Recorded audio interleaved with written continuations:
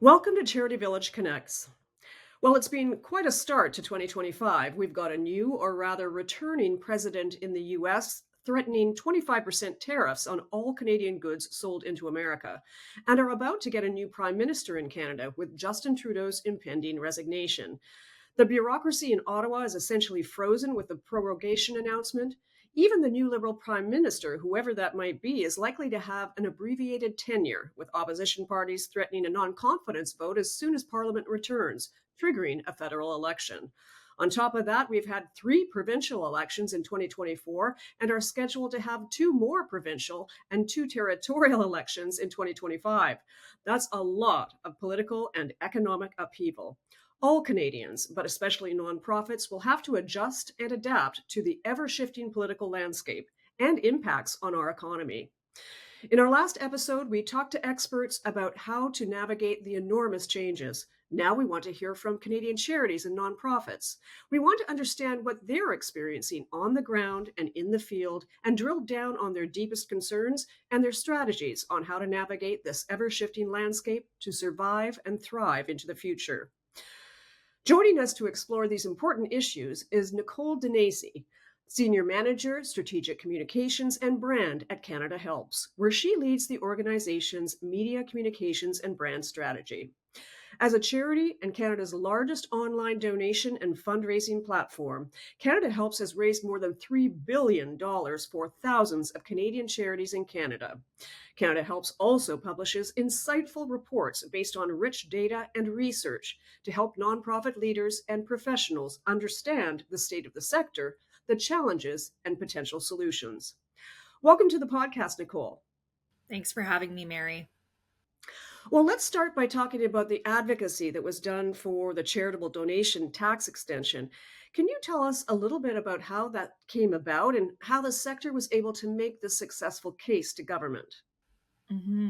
So, like many organizations, we did not expect the Canada Post strike that took place. And we saw Imagine Canada, Cooperation Canada, and the Health Charities Coalition of Canada come together with a petition calling on Canadian charities to sign that petition and calling on the Canadian government to extend the charitable tax deadline until the new year to allow for any checks that perhaps got stuck in the mail during the Canada Post strike. And it was essentially successful in a way. And even though we are still waiting in this moment in time for that legislation to pass, and on December 30th,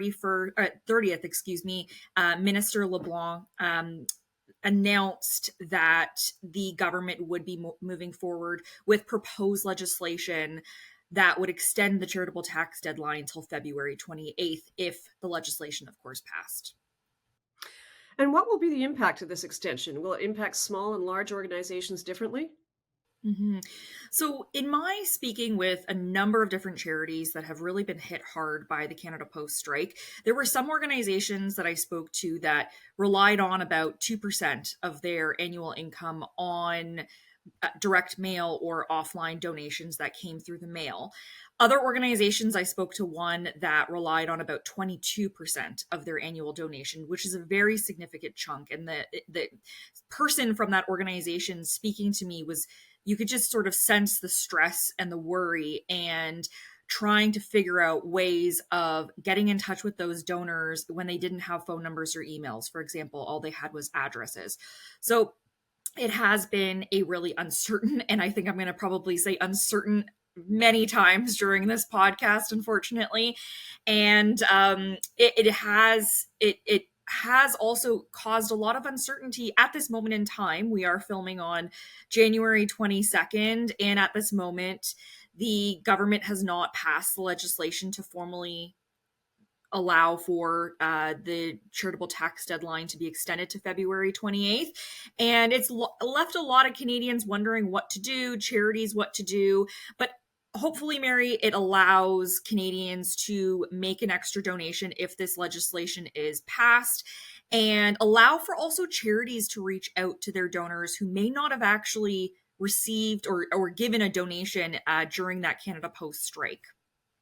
So there was the delay, of course, in the donations um, caused by the strike, but then now we have this prorogation. Is this the issue? I mean, it's delayed because of prorogation as well, I assume. Am I correct in that?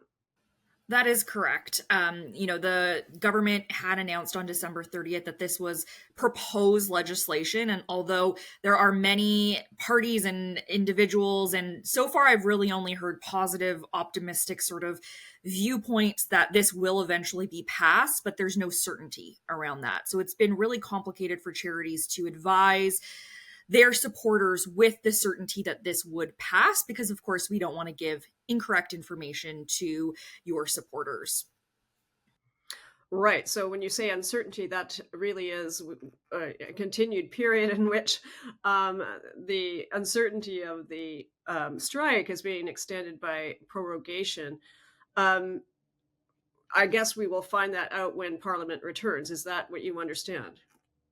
So, our team has been in touch directly with the Ministry of Finance, with bureaucrats from that department, and we are told that we will be receiving additional information and clarification in terms of what we should do because I don't know about you, Mary, but I want to get my taxes in by the deadline, and we need that clarity around that. So we are still waiting, and we are aware that the CRA has made similar sorts of indications with capital gain tax legislation that actually has not been formally passed in another sense.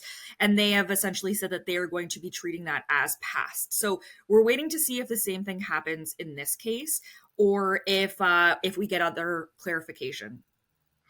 Now, I'd like to sort of take a step back because obviously we're at the mercy of events that we have no control over in terms of this particular legislation.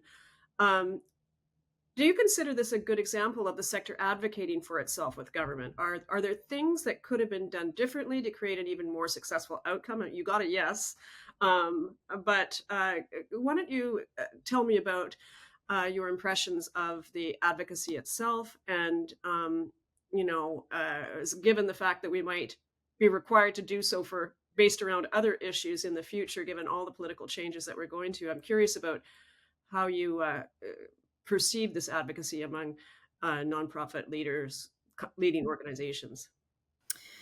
I think our team at Canada Helps was pleased not only to see that this legislation proposal was announced on December 30th, and again, Imagine Canada and their partners were leading the charge in that advocacy effort, and we want to make sure that we give them credit in that sense. However, I think that this is a really good example of sector leaders coming together, having a clear call to action, a clear request from the government, coming together through different organizations as well with an aligned vision. And hopefully we see more of that in the future. Well, I want to return to this whole idea of the political change that we've been experiencing at really breakneck speed recently. Across Canada, we've seen unprecedented political change with numerous political provincial elections, as well as political upheaval federally. What kind of effects do these changes have on the average nonprofit or a charity? So it of course depends on organization to organization, but in some respects it has to do directly with funding. A lot of charities rely on governments, whether it is provincial or federal or in some cases even municipal or regional, depending on if there's regional governments where listeners are living, for that funding and that change of the wind, if I could put it that way, of different political parties coming through. We are, as you mentioned in the introduction, expecting a federal election this year, potentially other elections provincially this year. That could swing different funding, decisions in different ways. And charities really need to be prepared for that. We can't just rely on funding that we just receive every year. We need to make sure that there are other diversified revenue sources for organizations, and that just like a financial portfolio, you can't put all your eggs in one basket. That's certainly what we heard from some of the experts that we spoke to in part one of this podcast series. What have you seen in terms of responses from the sector to these electoral changes? Are organizations ramping up their government relations work? Are they uh, thinking of, I guess, collaborating with each other and doing advocacy work? What have you seen? What have you heard among the organizations that you serve? Hmm. And I should also just add on to the former question, Mary, that this also could swing demand for some organizations too. For example, I live in Mississauga as an example, and the Ontario government many years ago, a lot of charities that support autism related causes and support were really calling on the government to reverse cutbacks to autism support and funding. For example, this was several years ago. In terms of response to prepare for upcoming elections, there is I have seen more efforts when it comes to charities trying to have their advocacy foot forward, so to speak, particularly from food banks, I will shout out. And again, sort of another Peel region example. I do have a lot, a lot of those in the Peel region in, Mississauga, Brampton, and Caledon. There's a really interesting network called the Metamorphosis Network, as an example, and they have brought together, I believe it's close to 90 or so organizations. These are mostly charities, and they are calling on the provincial Ontario government to invest more in Peel region, and they have a lot of information on their website in terms of what they are claiming as underfunding in this particular region, and charities having to sort of pick up the pieces, so to speak. So I think interesting sort of networks and collaboration between organizations is something that we've of course seen in the past, no doubt. Hopefully we see more in the future, because at the end of the day, charities are here not only to allow for Canadians to thrive, but they are also, many organizations are here when Canadians need it the most. And often organizations, food banks, for example, will say themselves that they are a band-aid solution and we need longer term solutions in place. And in order to do that, it's really government action that is needed in that sense. So it's an interesting time, Mary.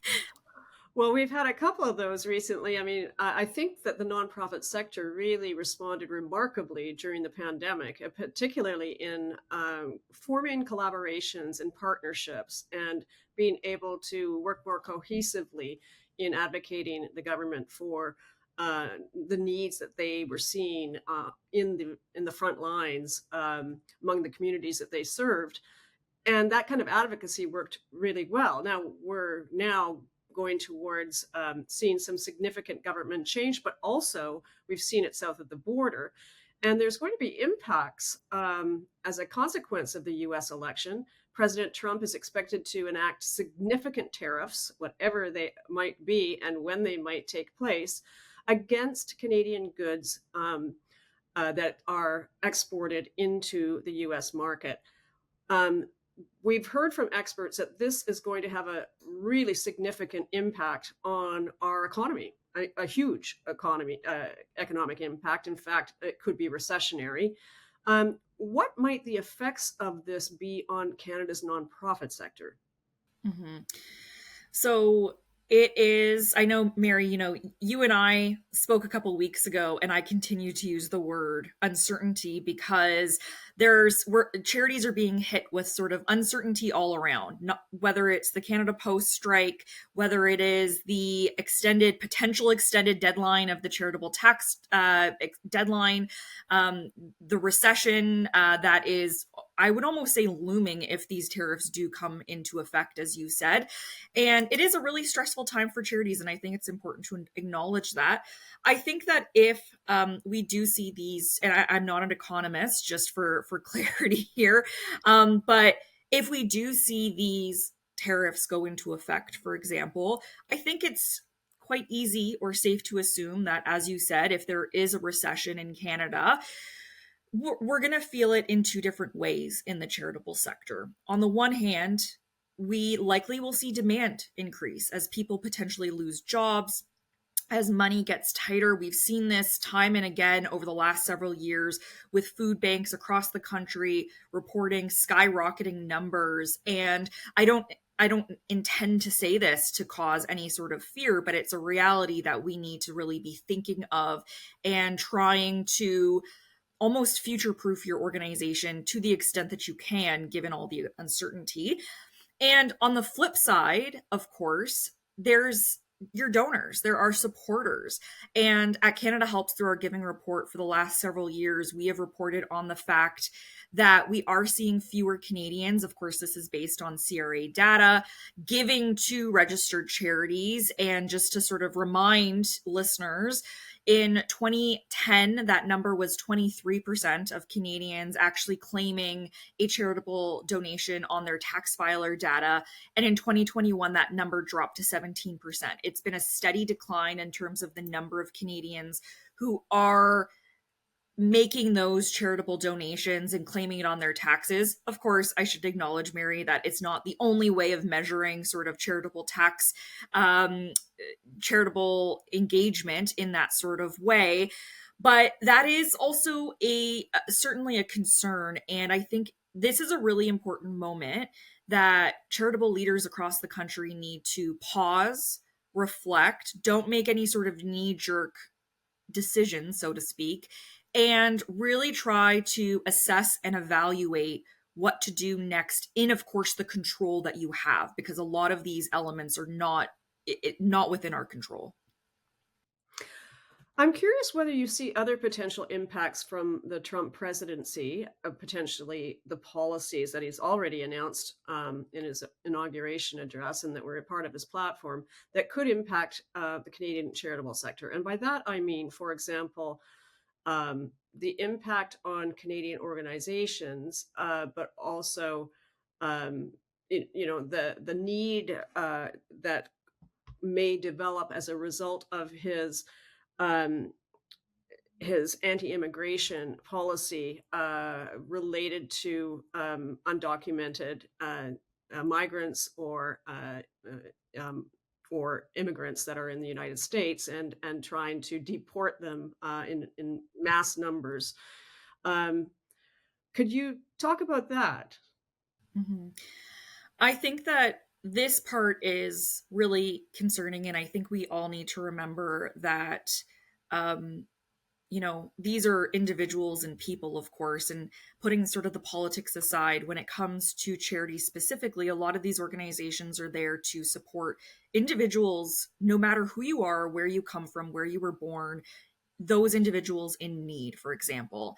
And I've, even in my personal sort of bubble, I actually have had one person in the US who sort of provides support where they, for their community, reach out to me if I knew of any sort of immigration or asylum support for nonprofits in Canada, for example.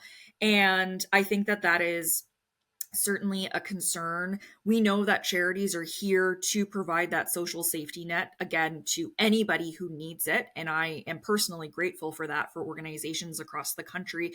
But as we mentioned earlier, we are going to likely see that demand if this takes place, the demand of individuals seeking support when they need it the most and needing that humanitarian compassion and care. So I think that charities, particularly in those areas, in those, immigration, asylum, food, poverty, shelter, for example, I think that we need to be thinking about how these potential effects could be hitting those types of organizations disproportionately. I will also even just say that, as sort of a side note to the question, I remember I've been at Canada Helps for getting close to 10 years now. And when Donald Trump was elected the first time, I actually remember we were seeing a fair number of individuals the day after the election donating to journalism charities or democracy charities, for example. I remember maybe a month or so after the first 2016 inauguration, or that would have been January 2017, there was quite a significant fundraiser in support of immigration charities, for example, one charity in particular. So we've also seen sort of spin-off fundraising campaigns that take sort of issues that are in the news, that will no doubt be in the news, and then sort of use that as a fundraising point so that, and I know the word is sort of rage donations, making those rage donations of when people are not happy with what is taking place, supporting organizations that they care about. And I think the last bit, and this is sort of a smaller point, if I could put it compared to the other two, is the news cycle. It is really difficult to get into the news cycle when it comes to speaking about the importance of your cause, whether it is food, shelter, women's services, for example. And when it comes to sort of the news vacuum that we are in right now, it'll be interesting to see what stories break through.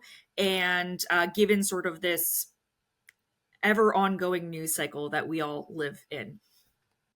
Well, I think your point about, how some nonprofits that focus on services for migrants or refugees may need more support would certainly seem to be supported by history. I mean, we saw that during the last Trump presidency, that many that were driven out of the United States were fearful of being so made their way to Canada, and so we did see that that additional need along the Canadian border. Um, and I assume that you did see that, given that your tenure at CanadaHelps, you probably saw that actually at the time that it happened the last time. Mhm. We come at the charitable sector from more of a fundraising perspective in that sort of sense. So, of course, because we are Canada's online donation and fundraising platform, and the largest one at that, we see sort of where those peaks of fundraising comes up. I can't say, we report a lot on fundraising trends and causes that are popular or growing, for example, in our giving reports that are on our site. So I'd encourage any listeners to go take a look and download those reports to sort of see the recent history of causes that are being most supported by charities. But certainly in the news, we've definitely heard anecdotally stories such as that. Well, there's a potential significant economic downturn in Canada caused by these threatened tariffs. I'd really like to hear, given that you work with so many, not charities in the sector, but also, of course, you are working with a lot of donors, individual donors across Canada, millions. Can you talk about what this might mean for the sector in terms of this impact, this economic impact that could potentially, some experts say, may cause a recession in Canada? What kind of impact would that have on nonprofits? Well, I mentioned earlier about the decline in Canadians making a charitable donation. So that is of concern. And it is something that we'll, of course, be watching for. And I think a lot of Canadians are sort of waiting to see what will happen, waiting to see how this will hit their pocketbooks. But Mary, there is still, I don't want to be fully doom and gloom here, because there are ways that Canadian charities can, again, best prepare, given the uncertainty and what's within their control, to sort of prepare for those elements as well. Well, I'd love to hear about that. How should organizations prepare for a possible downturn in the economy? hmm So one of the things, there's a couple of things that I'll highlight here. One of the things right off the bat is taking this moment in time to figure out and audit your revenue sources. How much money comes in, offline during through the through Canada Post, for example. How much comes in through social fundraising, peer-to-peer fundraising, marathons, walkathons, those types of fundraising events. Understanding your monthly donors, understanding how much comes in through one-time donations or legacy gifts or gifts in honor of someone, for example. Really trying to take a audit and an assessment of your revenue sources, and consider that if you were to lose one of those revenue sources, what are the other revenue sources that you would have to turn to in order to make up for that loss? Or B, what would you need to do in terms of turning that revenue source back on, so to speak? So for example, if there was, again, the Canada Post strike right now is on pause, for example, and I believe it's May when there's the next negotiation deadline. In the event there is a strike like that takes place again, is your charity ready to pivot and sort of future proof? Have you made sure that you have the contact information, emails and phone numbers and other sorts of contact information, and not just a physical mailing address for your supporters? Have you saved that in your CRM, for example? So really trying to question and figure out, what should we do in the event that these things take place? And one of the things, I'll go back to something that I remember learning in one of my first year business classes in university, was a SWOT analysis as well. So really trying to understand the strengths of your organization, your weaknesses, opportunities, and threats as well. And of course, the economy would likely be under the threat of pretty much, I would say, every charity that would conduct a SWOT audit right now. So I think it's important for leaders of organizations, particularly, to have that 360 view of an organization to try and almost plug in the holes, if I could put it that way, so that sort of the boat doesn't sink. And I want to highlight, Mary, two other more specific points, because these are trends that we continue to see at CanadaHelps. And I think it's really important for charity leaders to know this. And one has to do with monthly giving, and the other one has to do with securities. So in terms of monthly giving, if your organization does not have a monthly giving strategy, it is imperative that now is the time to make that happen. So to give you a sense, in 2024, dollars raised through CanadaHelps through monthly giving grew by about 8% year over year, and that surpassed about $86 million on CanadaHelps. And it is not only good for the charities that receive that funding, because it is a reliable financial foundation to allow for charities to make sure that they know what money is coming into them month after month after month, and they're not crossing their fingers that they're going to get a big donation next month. Of course, we all want that, of course, but not having to sort of, almost in a sense, go month to month trying to figure out how to scrape from the bottom and hit those fundraising targets, for example. And the other thing I'll just sort of add to the monthly giving discussion is consumers are used to this. I can think of, in my family, the Netflix subscription, the Disney Plus subscription. I have my Spotify subscription that I probably can never give up. And we are used to these monthly charges and this subscription model. It's common practice now. So charities really need to own that. And it's particularly helpful for younger donors as well, who want to budget their giving. For example, they feel passionate about causes, and it really helps them sort of stay on track and make sure that they don't forget to make a donation by the end of the year. Now, the other last point I'll make on this topic, Mary, and this I'll acknowledge is sort of a different, or maybe not a traditional method to also point out.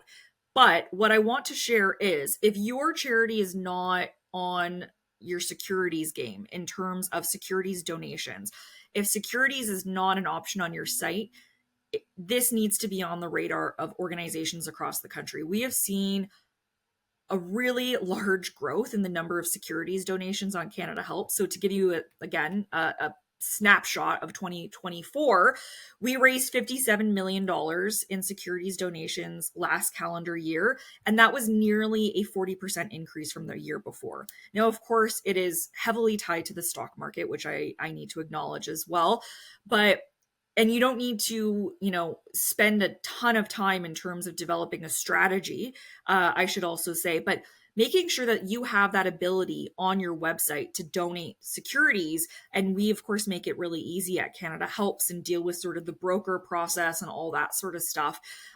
You could potentially be losing big fundraising dollars from donors who have securities and they want to reduce their capital gains tax, for example. So I think that's a really sort of important trend. And maybe, Mary, I'll sneak in a third just quickly. But Giving Tuesday is also another big opportunity. And we've heard, I've been on the Giving Tuesday bandwagon for many years, and I've heard many fundraisers, and I give them credit, and I don't question them in this sort of sense, but they have questioned the validity of Giving Tuesday in the sense of, is it moving money around? Is it actually introducing new money to the sector? And I can tell you, Mary, that this past Giving Tuesday and holiday season, at my time at CanadaHelps, it was the very first year that Giving Tuesday just slightly surpassed December 31st. And we've never seen that before at CanadaHelps. So that was an interesting trend. Again, I do need to acknowledge that December 30th tax deadline proposed extension did come in right before the clock struck midnight on December 31st. So who knows if that had anything to do with it in that sort of sense. But if charities are not on board and sort of thinking about their holiday season, even now for their fundraising efforts, now is the time to sort of plan. So a lot of tips, a lot of suggestions in that sense, but a lot of work for some charities to do. Absolutely. Nicole, I'd love, as we wrap up, to give you an opportunity to give our audience some last words of advice in a bigger picture. We seem to be living in a time of great uncertainty, including on the political and economic front. What should organizations be doing to cope? If you could give, your top tips about how to cope, I guess, even from the point of view of maintaining one's leadership and support of one's employees, maintaining engagement with donors. What's the big picture kind of best advice that you might have for nonprofits and charities? Mm-hmm. I think, I'll sort of boil it down to three, and the first one is really simple. And I think at this moment, even though there is a number of reasons to be on edge and feeling that uncertainty, the first real step is really to just take a deep breath, I think. And that is important for any leader in the charitable sector or outside of the charitable sector to have in mind. And I think that particularly for leaders in the sector, people are looking to you, donors, supporters, individuals who receive support, for example, from your organization, staff, volunteers. They are all looking to you to steer this ship. And I think that it's in times of challenges or crisis, for example, where we really need that leadership to step up. The other two things I'll say, and I'm going to repeat one of the things that I said earlier, was the diversification of revenue. We have seen not only through COVID, at the beginning of COVID, the number of in-person fundraisers that were canceled and charities had to absolutely scramble. And that, of course, is further in the rear view mirror, but more recently in the rear view mirror was the Canada Post strike, for example. So we've seen these, I hesitate to sort of say relatively consistent blips, but these very unique and unprecedented blips in the last several years that have really caught charities off guard. And I think that if I was to say anything to a charitable leader today, is to sit down with your finance team and figure out where your money is coming in and try to safeguard and figure out ways to understand if one of those funding sources goes down, what are the other doors that you can potentially open to try to make up for that funding loss. And I think that is really important. The last point I'll leave you on is around communications and support and transparency within your network. I think that at CanadaHelps, for example, in our giving report, we've spoken quite a bit when it comes to how to nurture your community and how, of course, to raise more money at the end of the day. And I think that a lot of supporters of charities want transparent communication from the organizations that they are supporting to understand, A, how can I help you? And B, what are the challenges that you are facing right now?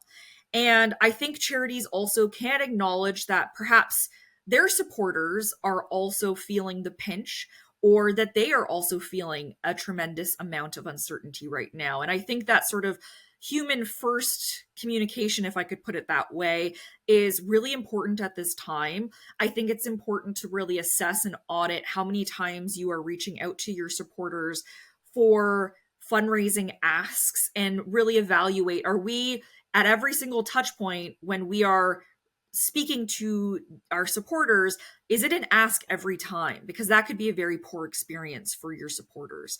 I think that organizations need to be informing their supporters and really treating them almost as part of a family in a way, and treating them as a stakeholder to begin with as well.